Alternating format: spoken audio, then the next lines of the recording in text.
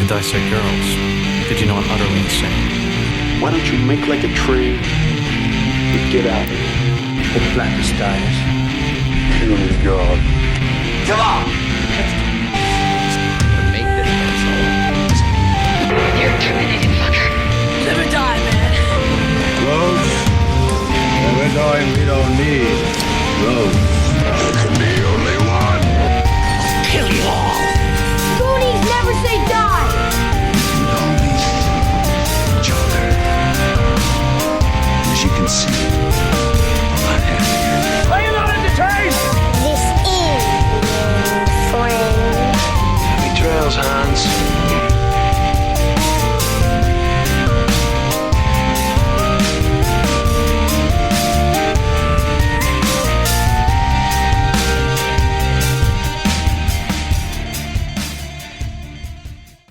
Welcome, everybody, to the Skewered Universe Podcast. Did you hear the sleigh bells? Did you see the footprints in the snow? Don't follow them, because there's a killer that's going to get you. My name is Jeff, And I'm Leiann.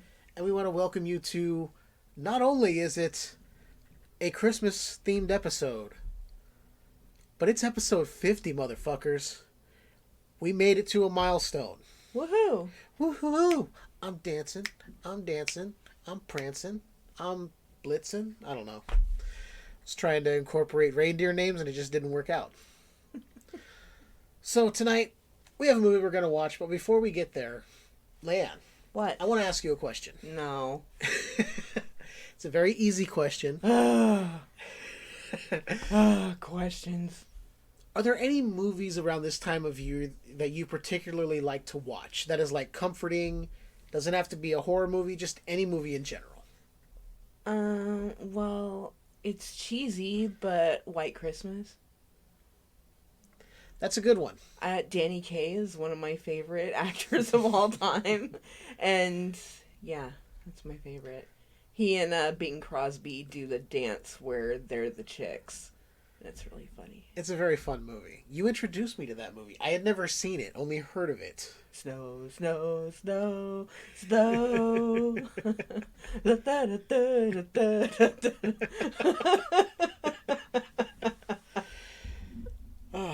What about you, Jeff? Well, there's a few that I like to watch around this time of year. One being Die Hard. I knew it. Let's just leave it at that. I knew it. We're not getting into the debate. I'm shocked. Gremlins is always fun to watch. And I knew that one too. Gremlins is always fun to watch. And then typically some of the things I might try to find are like the Christmas specials from when I was a kid. Like Rudolph, Frosty, but then there's like Santa and the Three Bears, maybe Yogi Bear's Christmas. If they're on, I might give them a watch. Things like that. Yeah, it's not always blood and guts with me. Assholes. You're not assholes. I'm the asshole. You're literally attacking yourself. No, I like things that aren't always gruesome and gory and bloody. But it makes Christmas better when you get to see a serial killer killing people. It's always fun. Yeah, we recently decided to put on some very, very random children's Christmas shows. I don't even remember what they were called, but they were awful. The first one was called Alien Xmas. Okay. On Netflix. And let me put it to you this way. If you have little kids, it'll hold their attention. It's not outright garbage, but if you're an adult, you're going to pick it apart. Yeah. It is not fun for you. But it is a cute little alien. Yeah. It had a good story, despite some of the things being like, what? As opposed to the other movie. I believe that was Spookly and the Christmas Kittens. Which, okay, we didn't know until afterward that there were, like, previous movies. So we were, like, trying to figure out what the fuck is up with this pumpkin? What the fuck is going on? It is 100% a child's movie. Like, young child. Like, you put it on for like a 3-year-old because they don't comprehend quality yet. They just like moving images, colors, and shitty music at that age. I just saw that it had a kitten, and I'm like, you know what? I'm all about that. But then the kitten was garbage. The animation was garbage. The story was garbage. I don't mean to shit on this. The dialogue was garbage.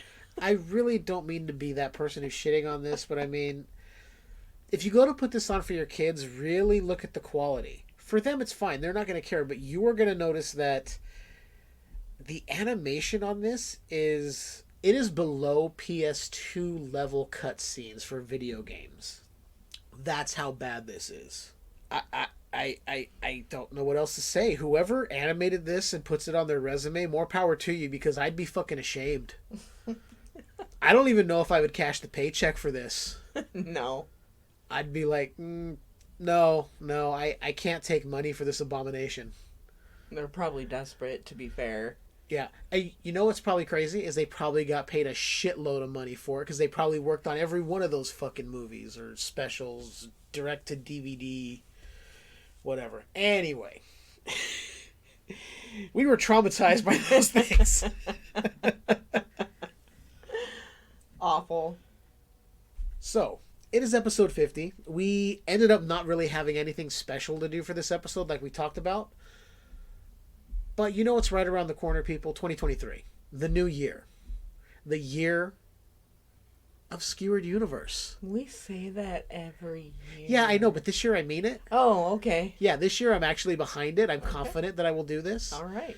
If it means I have to put out episodes on my own, there goes my watch. I should have probably put that on silent. I'm doing that now. That's okay. I didn't put my phone on silent. That's all right. If it goes off, we'll just go with it. Or I can get it in post. A little behind the scenes for you guys.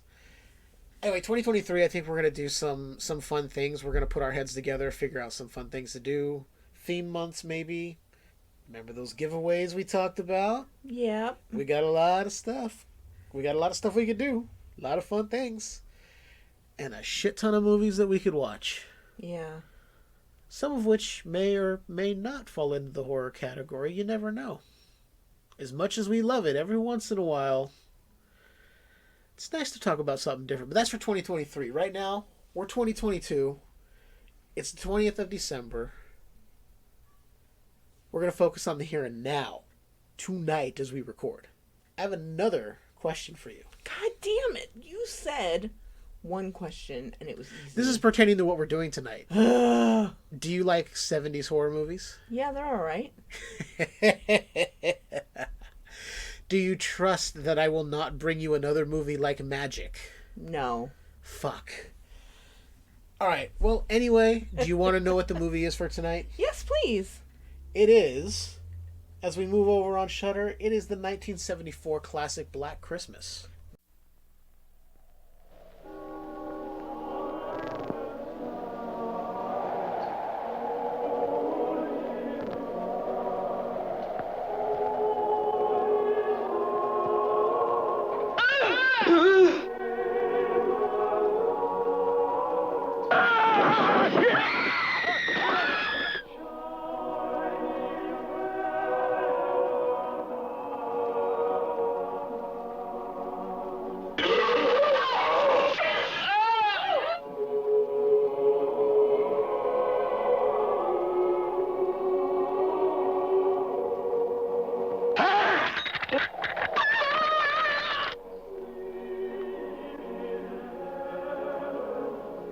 Black Christmas. If this movie doesn't make your skin crawl, it's on too tight. Rated R. Wow, this horror classic about a killer stalking sorority girls on Christmas helped spawn the slasher genre. Sounds intense. It is renowned for it starting the slasher genre, and for all of you listening, I've never seen this movie either. So we're both going in never having seen it. But an interesting fact before we get started, the director of this movie, you would know one seminal piece of his work. It plays every year around this time on either TBS or TNT with a kid named Ralphie. I haven't seen that movie, actually. You know what I'm talking about. Yeah. A Christmas Story. Yeah, I haven't seen it. Same guy that directed Black Christmas directed A Christmas Story. Nice. So, two ends of the spectrum here. Two ends of the spectrum. With that being said, you ready to get into this? I'm ready. All right, let's unwrap this motherfucking present and hope it's a good one. We'll talk to you guys in just a bit.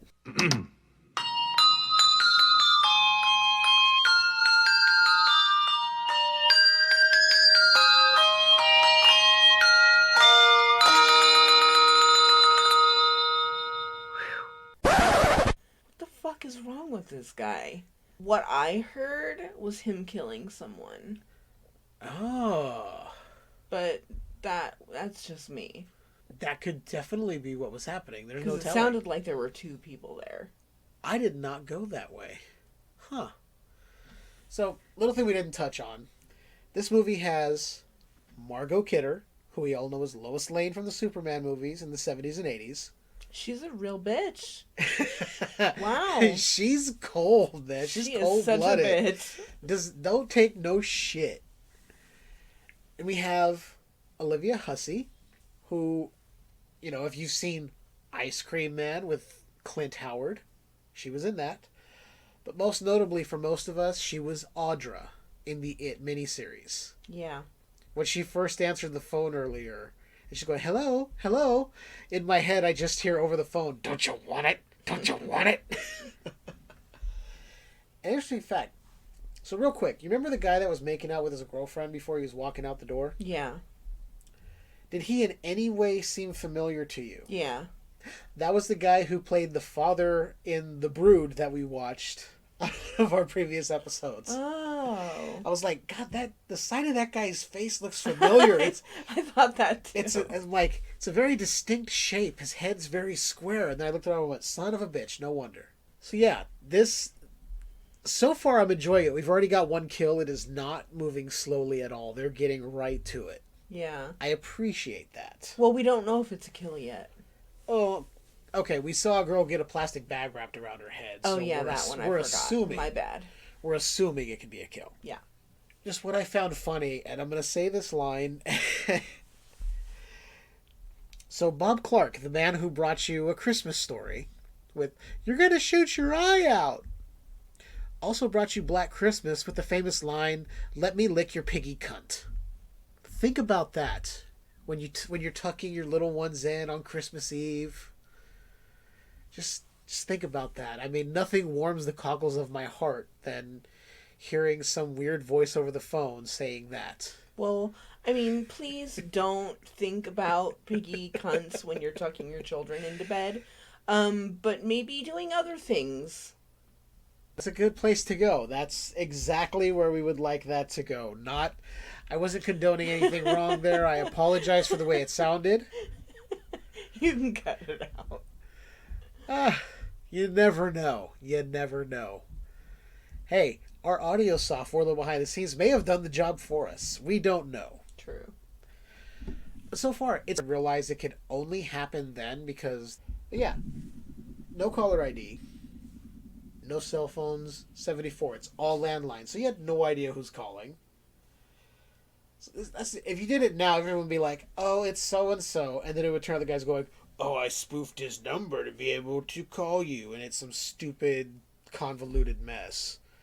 I went on the Verizon network instead of AT&T and spoofed it. Ha ha ha. Fuck off. Anyway, you're digging it so far. I'm digging it so far. I think we need to continue. Yeah. I don't know why I'm making hand motions. Nobody can see me but you. But yeah, we're going to continue on. You guys will hear us in just a sec.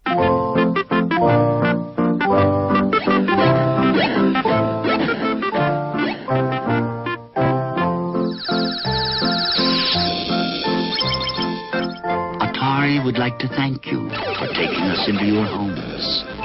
We wish you all a happy holiday.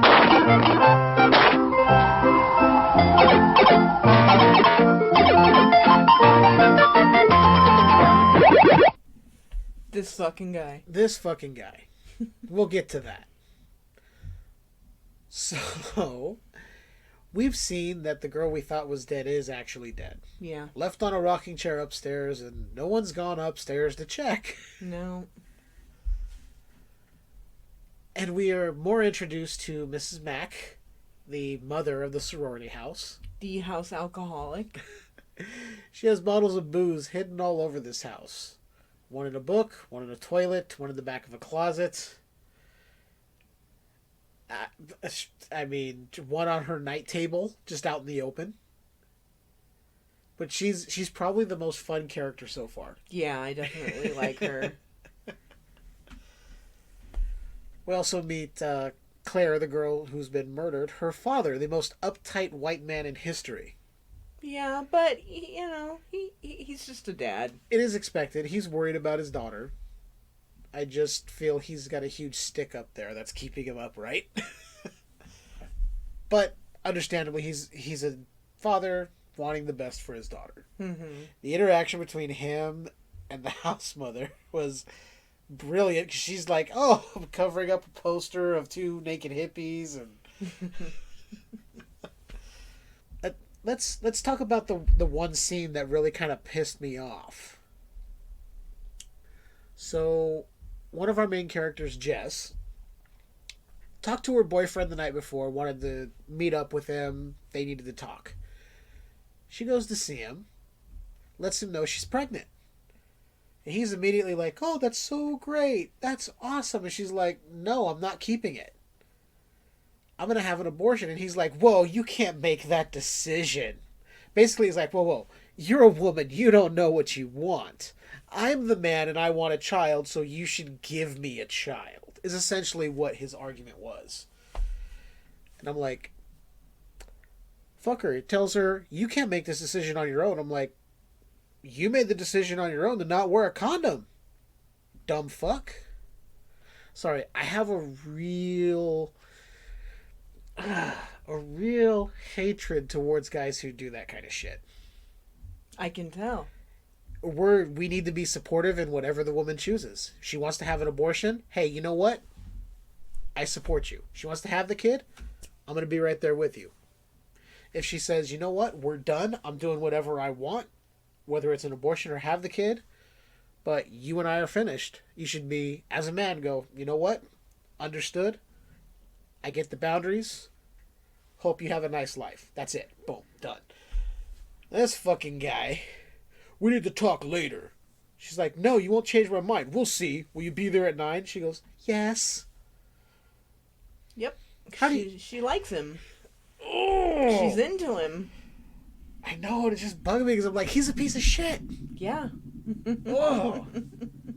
Oh. Everyone's looking for Claire. Margot Kidder is giving shit to the cops.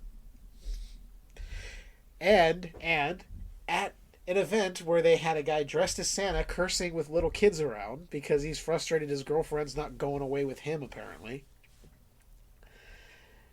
Margot Kidder's character, I cannot remember her name, is not only getting plowed while there, she's giving booze to one of the kids who comes over. She's like, here, you want a little bit more? Yeah. Only in the 70s. Only in the 70s. And then not only that, she cracks open a beer at the police station when they're trying to tell this guy, hey, our friend's missing, no one's seen her. And the brilliant thing was she's fucking with the guy, giving him the number to the sorority house. Yeah. As fellatio, whatever the number was. Which you would think that she would want to be supportive. You would think, but I think she's way more than 3 sheets to the wind. That's 0 fucks given. Yeah, that's true. But yeah, she gives 0 Fs. Margot Kidder, the bitch. And we also got another call. Another call. Where we hear a woman yelling about Billy and the father yelling, Billy, what'd you do with Agnes the baby, Billy? We need to know. It's fucking weird and creepy. I don't know where it's going. Yeah, same here. Yeah, it's interesting. And apparently, Mr. You can't make a decision about an abortion on your own is a pianist who can't keep track of his penis. But he's having a hard time getting through his afternoon thing where he's supposed to be accepted by somebody and play because the thoughts of his girlfriend having an abortion weigh heavy on his mind and are making him not play piano. Yeah, all of a sudden he doesn't know any right keys at all. So I'm like, maybe you're just not good. Yeah. Maybe you just really fucking suck at tickling the ivories. Anyway, we're going to get back to it. Yep. And we'll be back. Merry Christmas, Merry Merry Christmas from your Kmart Christmas store. Save on sweaters and on hats, bowling balls and baseball bats. Cameras, TVs, bikes and plants, goldfish, bath toys, slippers, pants. Mirrors, dresses, perfume, socks, toasters, roasters, robes and clocks. Candy, records, films and toys at Santa Land for girls and boys. Christmas smiles light every face at Kmart's Christmas saving place. Another 15 minutes in. We lost Mrs. Mac. We did. There's actually a lot of shit going on in this movie that I did not expect. They have a search party for a missing 13-year-old girl on top of looking for the missing college girl Claire, who we all know is up in the attic, just staring out the window with a bag on her head. And it works for me because it's keeping everyone away from what's going on. Everyone's so distracted with everything else. They don't really know what's happening. They think, oh, she probably just went off, whatever. Well, the sad thing is, the mom found her missing daughter. Yeah, they didn't show it, but the search party came across it, and the mom ran over and saw, and oof, yeah, not good. No, not good. We've had more drunk Barb, which is Margot Kidder's character, talking about turtles humping for 3 days straight. Yeah. She's fucking wasted all the time and looking at nudie magazines while their friend Claire's dad is in the house trying to figure out what's happening. Yeah, she kind of loses her shit. Yeah. Yeah. But then the stalker guy also loses his shit. Yeah. He... Up in the attic, for some reason, he just loses his shit. Yeah. Mrs. Mac was getting ready to leave. She was packing her bags, swigging more sherry, and she goes to find her cat Claude because she hears him meowing. She discovered Claire sitting there in the rocking chair upstairs, and then our killer threw a hook on a pulley system at her and pulled her up into the attic by her throat. And we didn't see it happen, but we could see her legs getting pulled up through the entrance to the attic. And took a while for her to die, too. Yeah, you can hear it. It took some time. And then after the cab driver who was waiting for Mrs. Mac came to the door, was like, anybody here? Hey, what's going on in there? I'm from Brooklyn. You in there? Hey. That's what I imagined he was. That was exactly how he did it. That was word for word. Yeah. Right. Yeah, exactly. He drives off, and this guy, the killer, just lost his shit, throwing stuff around, banging stuff over. Makes another phone call. And Jess, our pregnant college girl who wants an abortion, answered the phone and was asking, why are you doing this? And he was just, I know what you did, Billy. Billy, man. Whatever. I'm assuming he's jerking off again. Who knows? Now, let's not forget our piano man decided to lose his shit on the piano because it's the piano's fault that he's an asshole and sucks at playing piano. Yeah. Fuck. It's the only character in this movie I'm like, I hope you die. I said it in the beginning that I didn't want Mrs. Mac to die. Yeah, I'm kind of bummed because she was fun. But so far I'm liking what's happening. There's enough going on. Oh, let's not forget. We were introduced to Lieutenant Ken Fuller, played by John Saxon, known to most of us as Lieutenant Thompson, Nancy's father, in the original Nightmare on Elm Street. and reprised his role in Nightmare on Elm Street Part 3, which is what I feel is one of the greater films in the franchise. Leiann doesn't think that. But anyway, we're going to continue on with this movie, and we'll talk to you guys in just a minute. Ben Franklin has everything in Christmas trimmings. Come see their complete selection of home and tree decorations. Beautiful tree lights, tree trimming, window decorations, and much, much more. It's true, Ben Franklin has the biggest and best selection in town. Christmas sweets are a must. They feature kitchen-fresh, delicious Christmas candies at reasonable prices. And you'll get helpful, friendly service at Ben Franklin in Williston and Crosby. The Williston store will be open every night till Christmas, and the Crosby store will be open evenings starting December 4th. Things are getting rather interesting. Yeah. We're getting phone taps put in the house finally. Yeah, because the cops are finally taking them seriously. Yeah, because the guy at the front desk can't do his job. Yeah, and they made fun of him for not understanding what fellatio meant. Something dirty, isn't it? This man is clueless and should not be a police officer.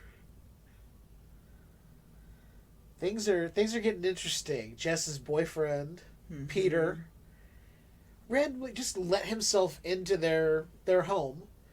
Was waiting for her, startled her when she was calling the cops to let them know about the obscene phone calls. Demanded that they get married. Demanded that she keeps a kid. She's like, you can't... She goes, remember you told me your dreams about doing this? I had dreams too. You'll regret it. You're going to be sorry. And then he storms off, and I'm like, tell the cops that this guy just threatened you. That if you go through with something, he's going to retaliate in some way. No. Why would they mention that? The 70s, I mean, credit to her, though, for standing up and being like, no, I still want to do things. I'm not marrying you, and not backing down. True. She very much has some strength, but she's not telling the other girls in the house or the cops that, hey, the guy I'm seeing is kind of an asshole. And they're still like, well, I care about him. I just don't want to marry him. Yeah. She's like, what are you doing to yourselves? He's like, do you know what you're doing to me? She's like, well, what are you doing to yourself? Basically calling him out. Like, you're having way too much of a hard time with a decision I'm making. Why are you getting all butthurt about shit? Maybe you need to think for a second. So now we have phone taps in the home. They're going to try and figure out where the calls are coming from. Phil, one of the other girls in the house, is convinced Claire is dead. We all know Claire's dead. Yeah, she's upstairs in a rocking chair being rocked by our weird killer. So now we're waiting for the phone call. Yeah, we're waiting to see what else happens. We've got 30 minutes left. I'm certain there's going to be some more weird shit that happens. I'm into this. I want to know what's going to happen. So I think we're going to get right back to the movie. Yeah. All right. Holidays were made for Michelob. Hi. Holidays were made for special friends. What better beer than Michelob for the holiday season? Special enough to make the right impression, friendly enough to show you care. No wonder Michelob has become a holiday tradition. Holidays were made for Michelob. Yeah. I'd say the search is amping up. Yeah, how much you want to bet it's these guys right here? These two guys. I think it's these guys. If it ends up being these guys, this movie is a full-on comedy at that point. Because right now it is creepy and full of tension, and I'm really digging it. Yeah, so the guys that we're talking about are with the search party, and they just randomly showed up at their, back door. Yeah, looking in the window of over the kitchen sink, One's got a gun, and he's just holding it in everybody's face. He kept lowering it inside the door as he's standing there, and I'm like, dude, stop! Oh, man. Jesus. So then we get another phone call. Yeah, our killer is continuing to call. They're trying to trace it, not on the line long enough. Yeah. Then the boyfriend called. Yeah, but before the boyfriend called, we got a second call from the killer. Talking about, we know what you did with the baby, and then says the line, removed just like a wart. Which is exactly the line her boyfriend Peter told her when they were talking about the abortion of the pregnancy she doesn't want. Then we get the boyfriend calling, and he's crying, you can't kill the baby. You know how much this baby means to me. Fucker, you just found out today. This baby can't mean a fucking thing to you yet. It ain't even really a baby at this point. It's just a fetus. It's something that's barely even alive. Anyway, yeah, he's crying. Yeah. The cops listen and call back and are like, you want to explain what that is? Like, we need... So the cops are like, yeah, you need to explain what's going on. Like, what does he mean, kill the baby? Basically, they're like, look, maybe it's not him, but we want to talk to him anyway, just to make sure. Yeah. Poor drunk Barb. She was sleeping it off. Got startled, had an asthma attack. And then got murdered by a unicorn. Got murdered by a crystal unicorn while a bunch of kids were caroling, singing creepy Christmas carols. They just sound like chants to me. They don't sound like jolly Christmas carols. They're just chanting. I don't know. I've never appreciated carols like that. They just sound creepy to me. Well, I was in choir when I was in school, so I like them. That's fine. Hey, to each their own. You like them? I hear them as being kind of creepy. I'm an alto. I can't carry a tune in a bucket to save my life. So we've got just over 20 minutes. Do we want to finish it out and then we'll come back and give our final? Yeah. All right. We'll be back right after this. When Firestone decorates for Christmas, they decorate with values, like this stylish Counselor Bat Scale. Christmas gift price just $2.99. And to turn your Christmas lights on and off automatically, there's a Westclock's 24-hour electric timer. Gift price only $4.99. To hear all your favorite Christmas carols, a Philco 10-transistor AM/FM swing-along radio. Gift price only $12.88, and you can charge them. These and more attractive gifts are at participating Firestone retailers now. Well, we just finished Black Christmas. Damn. So, that finale. We get... So the lead cop, the lieutenant, is looking into Peter. He's going to where he was playing piano and all that stuff. Check him out, because he's doing what a cop should. He's checking every lead. Well, that's happening. We find out the classic, what is now a trope, that the calls are coming from in the house. Mrs. Mack had a separate telephone line, and all the calls had been going to the sorority house from her phone. And they're leading you to believe this is Peter, and all things are kind of pointing towards Peter. Oh, we're getting... Well, they wound up in the basement. She was in the basement because the main cop wasn't, but he told his assistant cop, Cop Doofus, hey, give her a call. Don't let her know that the call is coming from inside the house. Just tell her calmly to get out of the house. And what does Officer Doofus do? He says, the calls are coming from in the house. Don't go upstairs. And she's like, I think I'm going to go upstairs. And so she goes upstairs, winds up like eventually coming across this guy. But I think it was by the time she was in the basement. Yeah. And then we see the boyfriend lurking around outside. He eventually like breaks in, and I'm like, okay, well, he can't be the killer because the killer knows how to get in without breaking something. Right. He knows how to get in. Presumably, we're under the impression he knows how to get in and out of the house without anyone realizing he's been in or out of the house. This guy just decides, I'm going to break this window to the basement and go ahead and let myself in. But we find out The killer has gone outside the house, killed the cop that was sitting outside on duty. By the time the rest of the cops get there, because the lieutenant said, hey, tell her to walk out of the house, put the phone down, walk out the front door, I'll be there in 5 minutes. And it feels like real-time 5 minutes is what it took them to get there. Because when all the cops show up, all we hear is sirens and Jess screaming after she's been confronted by Peter in the basement. Because he just keeps coming forward. He's like, why are you walking away from me? Why were you screaming? What's going on? In a real creepy way that makes you think, oh, maybe he is the killer. Next thing we see is she's beat him with this fireplace poker she had and killed him. Rightfully so, he's a fucking predator.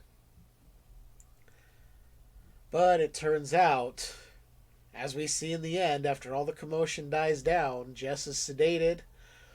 Still in the house. Still in the house. They didn't take her anywhere. They didn't look anywhere else. They didn't check the attic. Miss Mac is still hanging out with Claire, who's got a bag on her head. And our killer's still in the house. And he's still making calls because as the credits roll, the phone's ringing. Fuck. It's the kind of ending I really appreciate because they're like, no, you're not really getting a happy ending because you don't really know what else happens. The killer's still there. Did Jess make it through the night? You don't know. Yeah, but I dislike those type of endings because it's a story. Stories have endings. I want to know who did it. True. We spend the whole time going, I wonder who it is. I wonder who it is. No, we're not going to give that to you. Oh, okay, thanks. I know those endings bug you. I appreciate this. But what I appreciate more is you see little things throughout this entire film that obviously influenced guys like Carpenter when he was making Halloween and other horror directors through time. As I especially noticed it from Halloween since that is one of my favorite films. The opening shots of seeing from the POV of the killer. Very much similarly done in Halloween. We see from the POV of young Michael and later on. And the breathing. The breathing. But the one thing I really liked was the last few shots before they go to credits, showing you Jess's room where she's at, then Barb's room where a murder happened, Claire's room where a murder happened, and the attic where things went down. Very similar to what Carpenter did at the end of Halloween. If you watch, he goes back and shows you all the locations where Michael Myers had killed somebody, where all the confrontations and murders had happened. So, I was like, Halloween is very much an homage in ways, but it's also Carpenter going, hey, I was very influenced by this movie just a few years ago. I'm going to do some of the same things because it worked. I'm going to ask you first. What is the rating you would give this movie? Well, I have 2 ratings. Okay. The first one is an appreciation for the film as it is. I would give it a 4. Okay. For my own personal rewatchability, 3. 3 out of 5. It's fine. I'm not into stalker movies because they tend to bore me. Even though there's killing, even though there's suspense, it moves a little slow for me. Okay. I did appreciate, all the different gore and the saran wrap or whatever, the bag around her head, and I appreciated that. Yeah. I'm going to rate this higher. I give it a solid 5. And as far as rewatchability, this is definitely going into my Christmas rotation for me. So if I get bored and there's nothing going on and say you're asleep and I'm like, hey, it's 3 a.m. on Christmas Eve, I'm going to watch Black Christmas. Boom, I'll put it on. There you go. Anyone who likes 70s suspenseful horror, this isn't your outright over-the-top 70s like, we're going to show you a lot of blood, a lot of crazy shit. This is suspense horror. And there wasn't a lot of jump out at you scares, which I appreciate. There was that one part where I was like, oh, there's a silhouette. Ew. Yeah, that was creepy because at first I thought it was just part of the girl's hair. No. And then you see it move and kind of move out more. I was like, oh, I was thinking to myself, oh, no. It's little things like that I'm like, these guys knew what they were doing. Yeah. They knew exactly what they were doing. Me personally, I like a good suspenseful movie when it's done well. Yeah, I do too. Yeah. When there's an end to the suspense. Right. You feel like I think your feeling is you led me along, you made me feel this way, and you didn't give me the payoff. Fuck you. Well, it's a story, and I need the end. Well, the end is they didn't catch the guy. The killer's still on the loose. That's not an end. That's a continuation. Part 2 coming. I can see that. Now, I think, and I haven't looked into this for a while, I haven't seen the remake since it came out. I think there was some talk of that being kind of a follow-up or kind of a sequel in a way. I don't know, but some of the characters were named exactly the same, with the same storyline. I don't know. I don't think that's the case. But I'm definitely saying, look, if you're a fan of 70s suspense horror, watch Black Christmas. If you got Shudder, it's there. It's high quality for sure. It's a good movie. It's very well done. Yes. You can see where all the little tropes that we now know in 2022 that we see that maybe some people are like, oh, I'm so tired of the calls are coming from in the house, or oh, she went upstairs when she should have went out the front door. Yes, it bothered me, but I was so invested in the movie. I was like, shit, I just wanted to walk out the door, but she's going upstairs. Damn it. I wasn't like, oh, this is stupid. She's going to go upstairs and find something. I was like, you didn't know. Was she just going to find dead bodies? Was she going to find the killer? Was she going to go up there, see nothing, and then go back downstairs and see something? You weren't really sure. And I like that. But I know you're not a huge slasher movie fan, so when you say, like, I appreciated it, that's a huge thing coming from you. Yeah. Me, I was bred on slasher movies. As much as they gave me nightmares as a kid, I was watching the Friday the 13th. I was watching the Nightmare on Elm Streets. I was seeing all this kind of stuff. Halloween. Slasher that's my blood. Well, I like Nightmare too, but yeah, I mean that's the one. But you're not a huge Friday the 13th fan. You're not a huge Halloween Stalker fan. Specifically, like POV type of. It's fine. You're fine. I just want to see the shit go down, or you're like, I want to see something that's really fucked up and twisted. Yeah. But overall, I'd say we both recommend it. Yeah, absolutely. It's definitely a good watch. Yeah. It was entertaining the whole time. Yeah. I didn't feel like anything was slow, even though it had that sort of police procedural aspect to it. I wasn't sitting there going, when are they going to get back to the good stuff? Because it all fit together. And I liked the rapport of the head cop and his, like, secondary dude, not his assistant guy. Those two guys, they had such a good rapport. That Nash guy at the front desk. Oh, we didn't even talk about what else happened. The search party looking for the killer of the 13-year-old girl that they found in the park.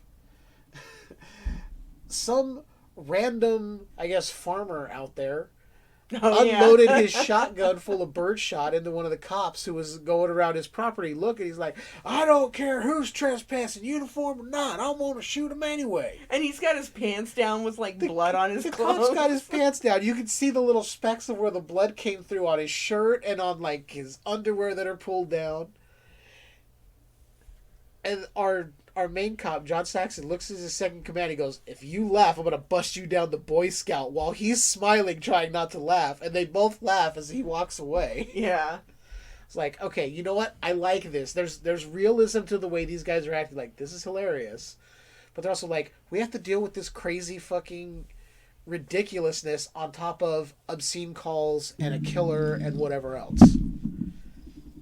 It's really, really insane. Really crazy. It was just good. It was good. It was good. It was good. We recommend it. Now, we do have something else coming up, and I'm going to tease this now because this episode will release before we do it. on Christmas Eve, you guys need to tune in live. That means either go to YouTube or go to Facebook. We're going to be on 2G1C with our buddies JB and Chuck, talking some Santa's sleigh. Talking a fun Christmas horror movie with one of the worst goddamn professional wrestlers in the goddamn business, Bill Goldberg. That aside, I love that movie. I like Goldberg. I don't. I have a lot of issues with him. Okay. One being okay, quick aside before we go into more details on that. My favorite wrestler growing up as a child was Bret the Hitman Hart. Now, I believe it was in the year 2000, Bret Hart had a match with Goldberg. Goldberg got a little too crazy in the ring because he didn't have very many years under his belt. And an errant thrust kick caught Bret Hart really hard upside the head and ended his career on the spot with a very severe concussion that had repercussions down the line. So, yeah, I don't really care for Goldberg. Got it. Yeah. But yeah, December 24th, Christmas Eve. If you don't have anything going on, and look, I know it's time for you to be with your family, but some people aren't doing the family thing. If you're not doing anything, tune in. Tune in live. We're going to be there with JB and Chuck. We're going to be talking Santa's sleigh. It's going to be fun. The show's going to go off the fucking rails like it always does. And there's probably going to be a debate about wrestling. JB is probably going to give Chuck and I some shit, and we're going to give it right back. Leiann is probably just going to laugh at us and think of how crazy we are. Probably. But it's going to be a lot of fun. You guys should check it out. And speaking of checking things out, head on over to our Patreon, Skewered Universe Podcast at patreon.com, where you can get transmissions episodes. And I promise in 2023, there will be more content there for you guys. So if you want to support the show, you can go there and you're going to start getting more exclusive Patreon content, I promise. More content! You can find us on Instagram, Skewered U. We're on Facebook. Just look up the group, Skewered Universe Podcast. You can find us on Twitter for right now, at Skewered U. I don't do a whole lot on Twitter. I'm getting to the point where I fucking want to leave it. But anyway, hey, Leiann. What? Where can they listen to the show? They can listen to it via Sack of Dicks. By that she means Podbean. You can head on over to podbean.com, search for Skewered Universe. Or search a bag of dicks. Search a bag of dicks. But while you're searching for that bag of dicks, open up another browser tab. And if you're an iPhone user, find us on Apple. We're on Google, Spotify, Amazon Prime. Basically, any podcast, you can find us. Just look for Skewered Universe. We appreciate it when you guys listen. We look at the numbers. We see when you guys get those downloads. We really appreciate it. The fact that anyone listens keeps us going. And I know we've had some setbacks this year. We haven't given you guys very many shows this year. But we hope that what we brought you was quality. And I'm thinking, Leiann, maybe this That's isn't... what that smell is. It smells Exactly. something burning. Exactly. The wheels have been turning. I'm thinking we do one more show before the end of the year, before the end of 2022. One show to close it out. Sure. We'll drop it just before New Year's. Don't know what it'll be yet, but it'll be something fun. Yeah, I really like a good surprise. I'll surprise you and probably even surprise myself. But until then, stay safe. As much as we're not really into the whole holiday thing here, I hope you guys have a happy holiday, Merry Christmas, Happy Hanukkah, anything you're celebrating. If you're feeling down and depressed, reach out to somebody. Somebody's always there to listen. I know this time of year can be hard for a lot of people. You know, you're worth it. People love you. Reach out if you need help. There's been a lot of people recently who have decided to take their own lives, and it's really kind of upsetting. So if you're someone feeling that down, reach out for someone. I know it's a little serious here at the end of the show, but you matter. You matter to us, and you matter to other people. And that being said, keep on enjoying that universe that's just a bit skewered.